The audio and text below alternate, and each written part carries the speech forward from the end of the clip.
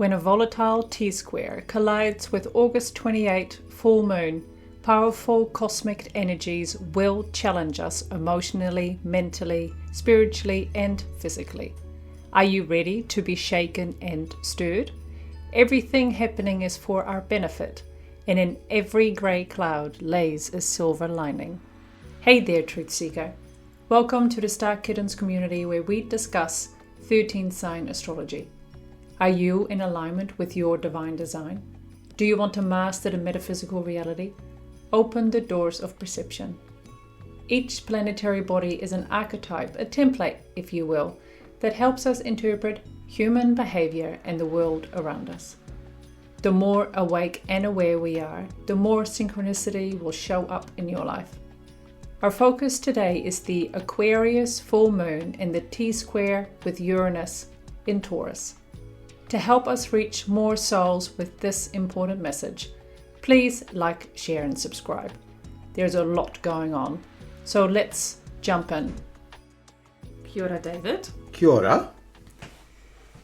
Leo season is here. It's a good time to really dive into and continue the conversation about the ego. I hope that the listeners enjoyed our last podcast where you really explained about how we make ourselves fit into the tribe.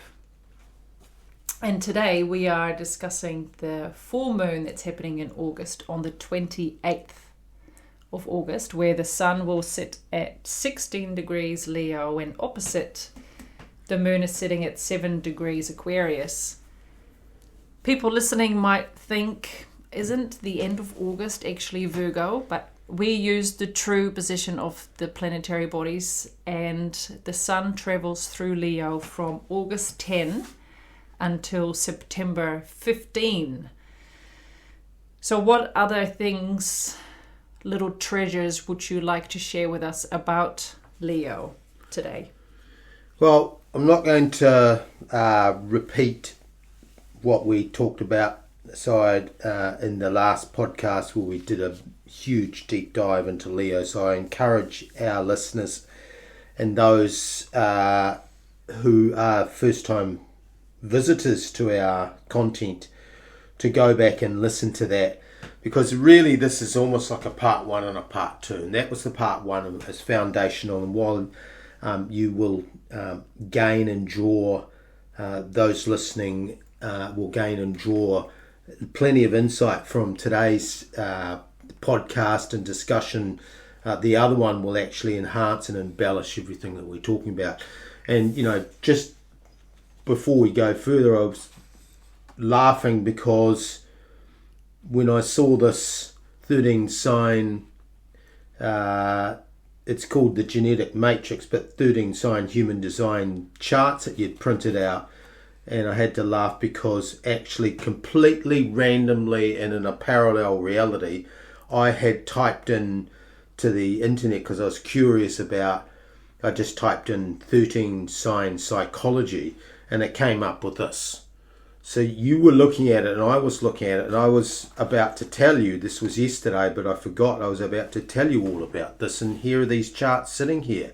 But the reason I'm referring to that is because it's interesting that human design system, which we both had readings done on ourselves, and I was first introduced to that a long time ago.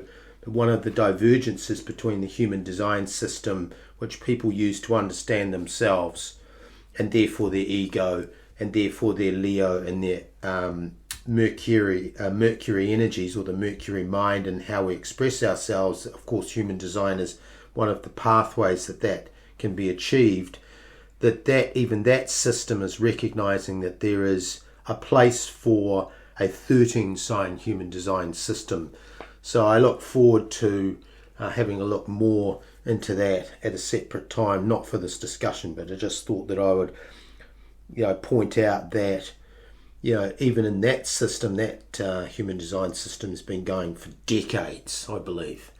And certainly 12 sign astrology has been around a lot longer than that, but it's an illustration that there are definitely more evolved and dynamic views of the world that are beginning to emerge, and 13 sign astrology is certainly one of those. So all I'll do really as a preamble is just, as I said, encourage our listeners, all viewers, to go back to our previous podcast where we talked extensively about Leo.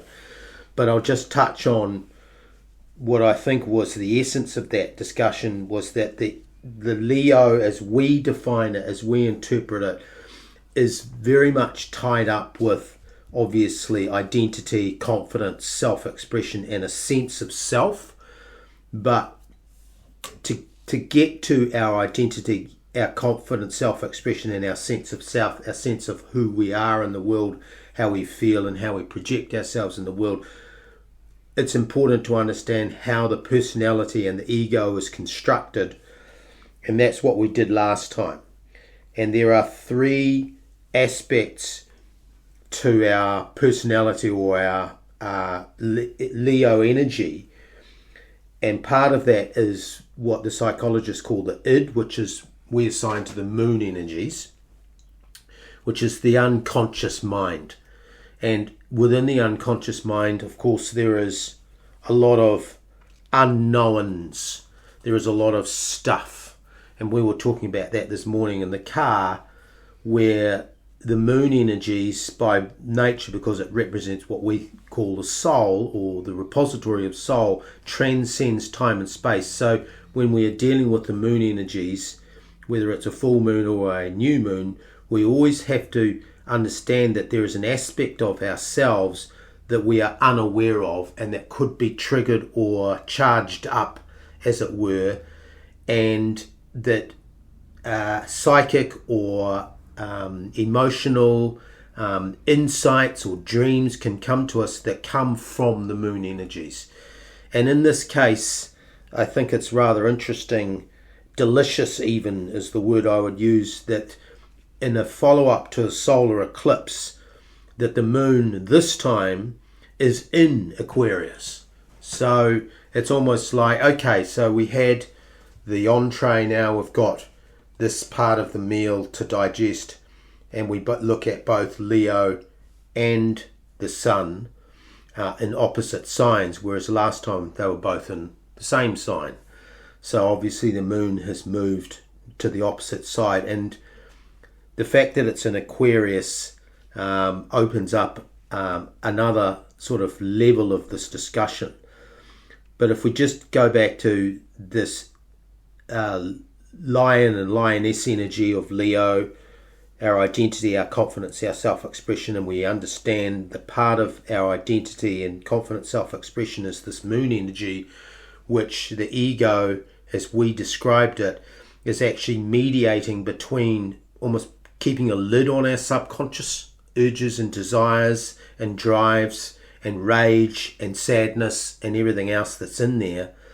And we described the moon energy as being perfectly illustrated in that Rider-Waite tarot card, where you have the moon and you have the dog and the wolf howling at the moon.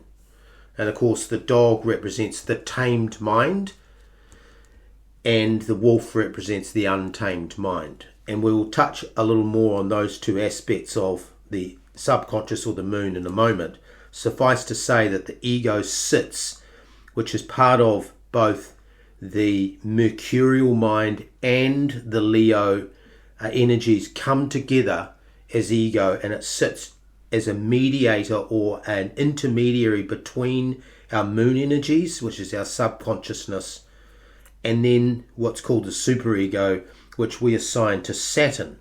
And the superego or Saturn energies represent the moral code with which we operate in. And that's so important to understand when we're talking about Leo, is that it doesn't operate in a vacuum. That Leo is constantly modulating it's its own consciousness within us, and it's constantly monitoring, if you like, the outside environment and monitoring our inside environment, our feelings, and then the ego is playing a role through our mental internal conversations, our self-talk, if you like, to position us to best deal with the tribe that we are encountering at that particular point in time. And the tribe and the consequences and the laws and the rules and the morals of the tribe are represented by Saturn, and that's what we talked about last time. So there's a very strong relationship between the moon and Saturn, and then this Leo energy sitting in the middle.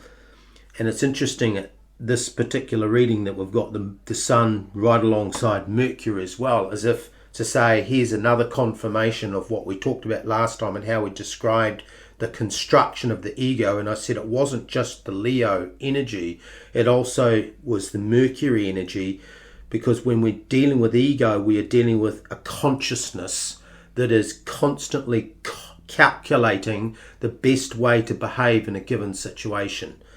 And that constant calculation and assessment of the environment externally, and how best to position or socialize ourselves, or how best to express our ego or our confidence, we are evaluating all the time. Our mind is constantly moving around like a radar and scanning the environment, and that's where we get this internal dialogue happening with the ego and Leo and Mercury, in this case represented by Mercury, Leo together, is that we have a dialogue that goes on constantly, that is saying things like, that is the best way to behave, or that isn't the best way to behave. I sort of describe it as the devil on the shoulder of the good devil and the bad devil. We all have these experiences where we flip-flop between what is the best thing to do, what could we do in any given situation. This is in terms of the Leo expression. We don't always act on our feelings. We don't always act on our thoughts. Sometimes we control ourselves, and the Mercury energy here is saying that level of control is actually a function of the mind.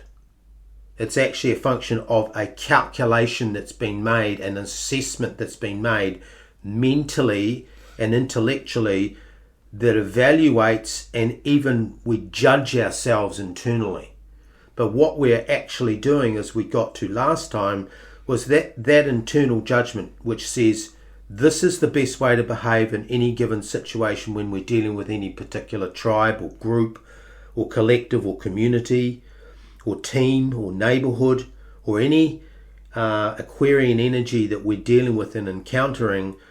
The way that we behave in respect of each of those groups is very much externally enforced to us through Saturn's institutions and rules, what I call the consequences, or conduct and consequences. So our conduct is always measured against this external set of rules, which in the context of our prior conversation was what we call the superego.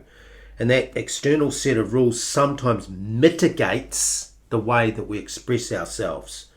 And as we talked about this morning in the car, there are times when, even though you may feel your Leo full expression is to say something, do something, behave in a particular way, if you sense that the workplace, the team that you're a part of, the neighborhood that you're a part of, the collective or community that you're a part of isn't going to accept that, it's not going to land or resonate with them, we pull back. And when we pull back, we put a lid over our Leo expression. In other words, that is the function of the ego. That is the ego doing its job.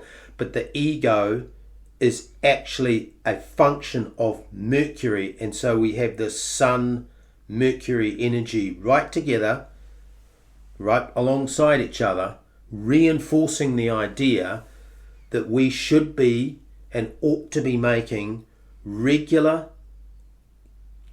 assessments of what the best way to behave is in any given situation, in order to, the classic is, in order to either for pleasure or pain. So we either move towards pleasure, we do something because it's pleasurable, or we do something to avoid pain. And that really the ego is that binary. It is, and the decisions we make are that binary. And we talked last week about your kids making a decision not to upset the class at school because they'll end up being sanctioned or given a red card or something. And that's punishment and that's pain, which is felt emotionally, i.e. through the moon. And so a rational decision or a conscious decision, which ultimately becomes a habit, says, I won't buck the rules. I won't put my head up if it's going to cause me problems, so we're avoiding pain. Now that process of evaluating pain and gain is actually a function of the Mercury mind. And we could get no better illustration of that than this full moon, where the sun and moon are right next door to each other, opposite the moon. Sorry, the sun and Mercury are right next door to each other, opposite the moon in Aquarius, which represents communities, collectives, groups, tribes, neighborhoods that we are all interacting with. Like, we can't just go out and do whatever we want, because there are consequences of that. And those consequences are expressed through the energies of Saturn. So even though our moon energies, which our wild side represented by the wolf and that Rider-Waite card, sometimes may lead us to really want to cut loose, melt down, scream from the rooftops, do all sorts of things. Often we don't do that, and that is the function of we've made an intellectual assessment that this is not good for me, which is Mercury interacting with the Leo Sun, and so we pull back, and in that process we see very much that there is this movement of energies within ourselves that's constantly moving between our hearts, represented by the sun, our heads, represented by Mercury, and our instincts and gut feelings, represented by the moon. There's this constant movement of energies in between all of those archetypes, and it's within the broader context of the Aquarian communities, collectives, groups, tribes, and neighborhoods that we function within, that impose rules upon us, that dictate in many ways exactly how we behave and to what extent we express the Leo energies within us, even to the extent sometimes we will contain ourselves because it's the best thing to do. And we've looked around and said, yeah, I'd like to say something, but I'm not going to. Or I'd like to dance around in the streets, but I'm not going to. There's all sorts of mitigations and limits that we place on our behaviour, and that's a function of both the moon, the sun, and Mercury working together. Yeah, and it's last time, of course, the moon being in Leo, the energies are similar, and now having that opposition. How are you welcomed in the community of Aquarius? Do you feel at home there? But it's also making a beautiful square. So both the moon and the sun are making a square with Uranus, and Uranus is sitting at 11 degrees Taurus. So how is that Uranian energy going to interact with this Aquarian and Leo energy? Well, a square, and what you've described as a T-square, where both this moon and sun are forming this square with Uranus. So we've described this before, but it helps to visualize it for those listening. A T-square is when, in the astrological wheel, the way that the chart is cast is that you have a triangle. You have the moon and sun on each corner, and in this case Uranus is at the apex of that triangle. So the energies of the moon and the sun interact with one another, but then they push up and express through Uranus. So Uranus becomes the focal point of a T-square, and because of that we're dealing with three energies, and the confluence and the interaction of those three energies, which on the surface of it are not entirely compatible. We're talking about the moon energies of water, we're talking about the sun energies of fire, and we're talking about the Uranian energies of air. And then we add another couple of layers to this T-square, because Uranus itself in the 13 sign system is in Taurus, so Earth. So we've got all four energies in play. So if you were imagining being an alchemist or experimenting with those four elements of moon, water, sun, fire, Uranus, air, and Taurus, earth, and you were playing around and thinking, how could I blend these in order to get a compatible or harmonious solution, for example, an alchemical solution that perfectly represents, and you might think, well, I'll put equal parts of each, equal parts water, fire, earth and air, and then I should get this beautifully balanced expression of the T-square. But that isn't necessarily the case when we're dealing with Uranus, because as we know, Uranus represents sudden, shocking, upsetting events, and in this context, because it's Taurus, these sudden, shocking, upsetting events will happen or could happen in the physical world, which means that this T-square between the moon and sun, and then Uranus, which of course is the ruler or guardian of Aquarius, where the moon is herself, what this could manifest as, and there's no guarantees of course with Uranus, we've talked about this before, is that expect the unexpected when you're dealing with Uranian energy, but there's no guarantees that Uranian energy will activate. But equally, if it does, watch out, because its function is so strong when it's dealing with the combined energies of the moon and the sun. As I said, this is a T-square, so it's almost like bringing the moon energies and the sun energies together and then amplifying them and shooting them out into the earth environment. So how does this play out in an astrological interpretation and maybe manifesting on the physical plane? Is that we could see or experience a sudden, shocking or upsetting event in the physical world.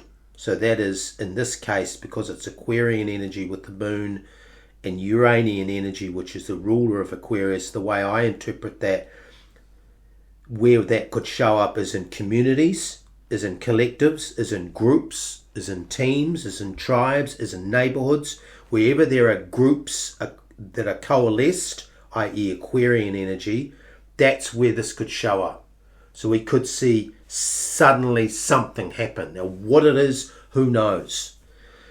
And the reason you can't be particularly clear about how this will express, other than, or even whether it will, is that when you're dealing with the moon, you're dealing with, as I said before, a lot of the contents of the moon is unknown, both on an individual and a collective level. If the moon represents the memories of soul, and soul transcends time and space, and we each have a soul, and you think about it gets stirred up by this Uranian energy, then what that means is that we have no idea what could emerge into consciousness at that particular, on that side of the T-square. We don't have a clue.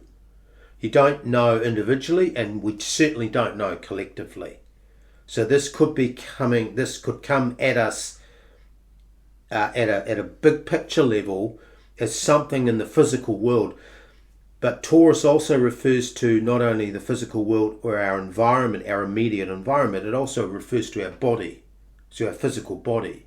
So we could get a individual experience of a sudden, shocking or upsetting event in our physical bodies. So I've touched on, it could be in the outside world, it could be in the communities, tribes, collectives, groups, teams, neighborhoods that we interact with. Something really profound happens, like a lightning strike, where everybody's like, wow, that's incredible what just happened. Or for some, it may happen in their own physical bodies. And when you're talking about that, you're talking about a manifestation in the realm of health, right? Mental and physical energies as well. So the moon influence, as I've touched on, because it's in Aquarius, in this T-square, is that the event could take place on both as a psychic and an unknown. So it's almost like a lifting of the lid. And that's why I like that moon card in the tarot, because it's almost like the dogs and the wolves have been let loose, especially at a full moon. That card is perfectly just... I encourage people to have a look at it and just ponder, especially at this full moon, because it is well known that at full moon people lose the plot. I mean, I've had discussions with people who work in the first responder, the police, in the services, and often they deal with the most crazy side of human behaviour at full moons for some reason. And it's well known, doctor surgeries, all sorts of accidents, things can happen that wouldn't normally happen, and there seems to be a vibration that comes into the human collective, and that will be amplified at this full moon. The moon also represents our emotional reaction to that event, and I touched on before and will briefly say that the moon is in a trine to Mars at the same time. So what that introduces is another layer, is that we have this sudden, shocking, upsetting event in the physical world or in our physical bodies. That's the Uranian energy in Taurus in a T-square with the moon and the sun. And then we have an emotional reaction to it, which is the moon. And that emotional reaction is going to be amplified because the moon itself is in a trine with Mars, another fire energy. So our emotional reaction to this event is likely to be forceful.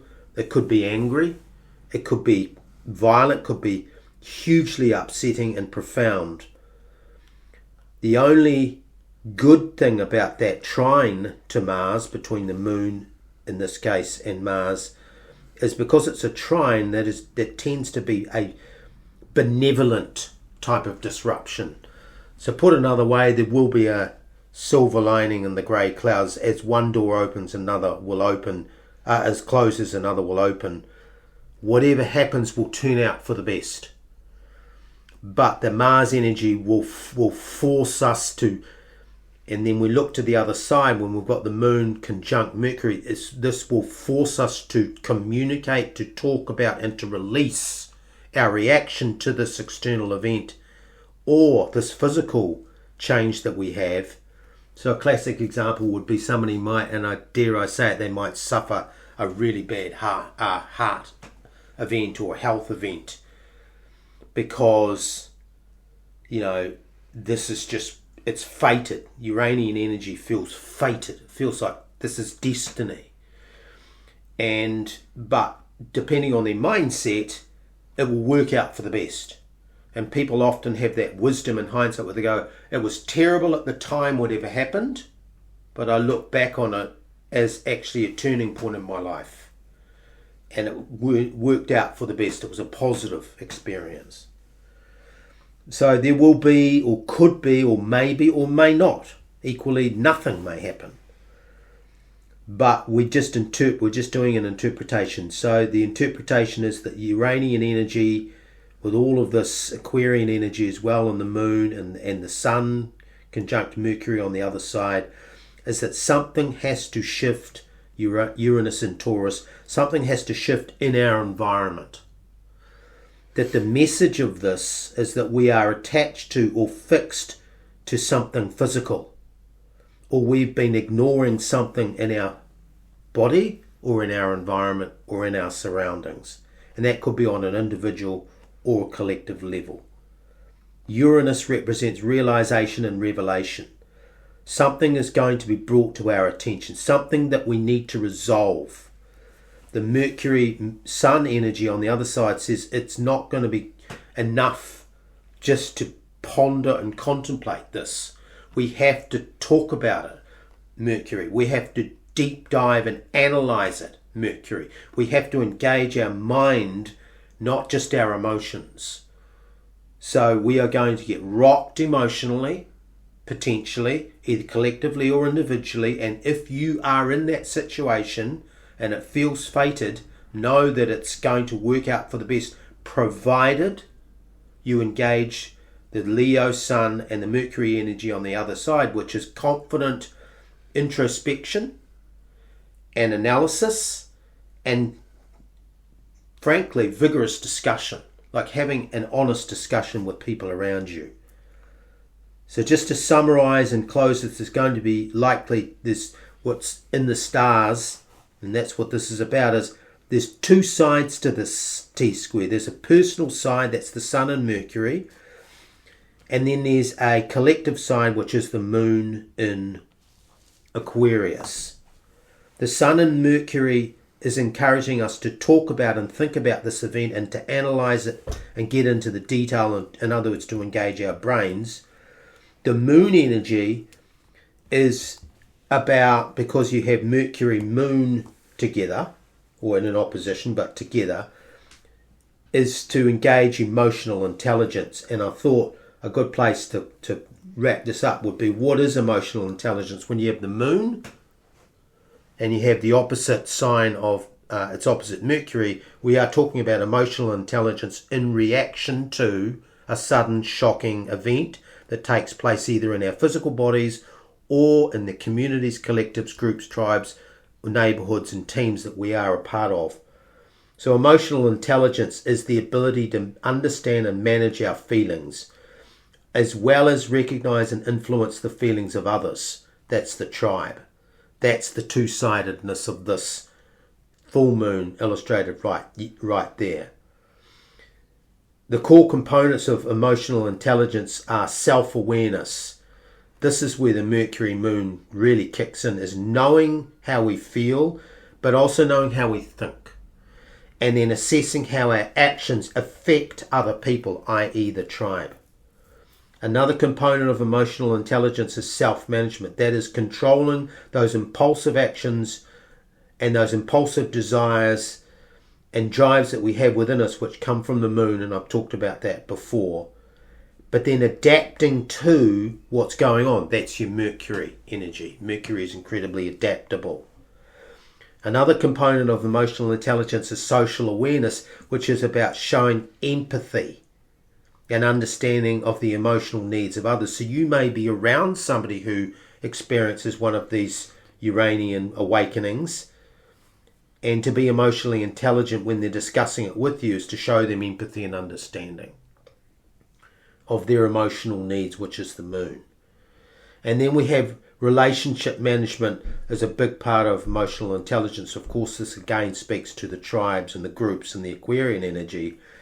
Is emotionally intelligent individual will communicate clearly.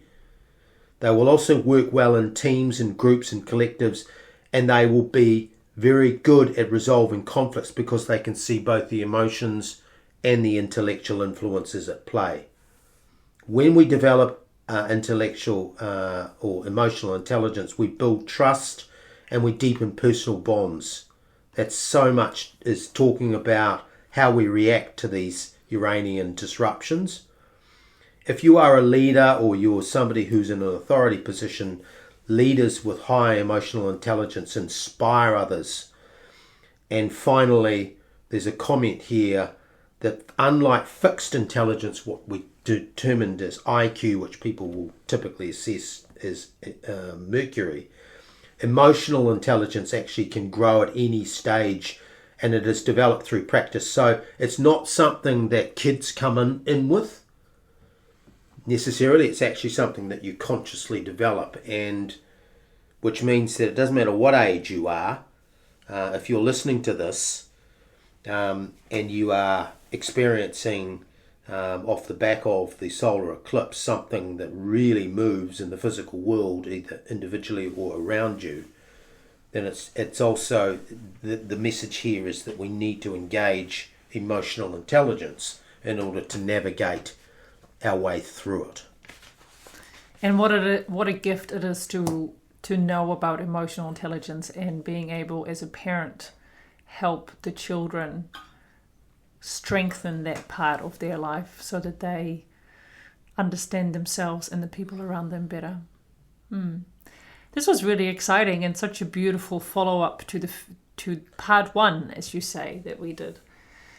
So at this full moon, the Sun is conjunct Mercury in Leo, both at 16 degrees. Opposite the moon at 7 degrees Aquarius, they make a T-square with Uranus in Taurus. And then the moon also makes a trine to Mars in Gemini. If you enjoy our content, please find us on YouTube, Spotify, Podbeam, wherever you listen. We also are active on Instagram and Telegram. And if you would like to get yourself a chat or a reading, please get in touch. We love helping people find their divine design for this lifetime. Ngā mihi. Well, just before I say namaste, I didn't realise, but just when you were describing those positions, how about that? Once again, we have a very strong numerological confirmation of the messages here. We have the Sun and Mercury at 16 degrees. If you look up the Rider-Waite deck, the 16th card is the Tower, which is often or usually linked to Aquarian and Uranian disruption. And then on the other side, we have the Moon at 7 degrees, and 16, of course, reduces to 7. So we have 7 energy. And what 7 energy represents to me is that that's a very strong confirmation in the numbers that this is a divine message and cosmic message coming through to us. And I'm just... And then Uranus is at 11. 11 degrees. I mean, just... It doesn't always happen, but we have resonance after resonance after resonance here, and I just wanted to just express that because it didn't... I was about to say, yep, that's it, namaste, but of course you read that out. I'm like, hey, hang on. We need to just touch on that. So yes. There we go. Well done for paying attention there.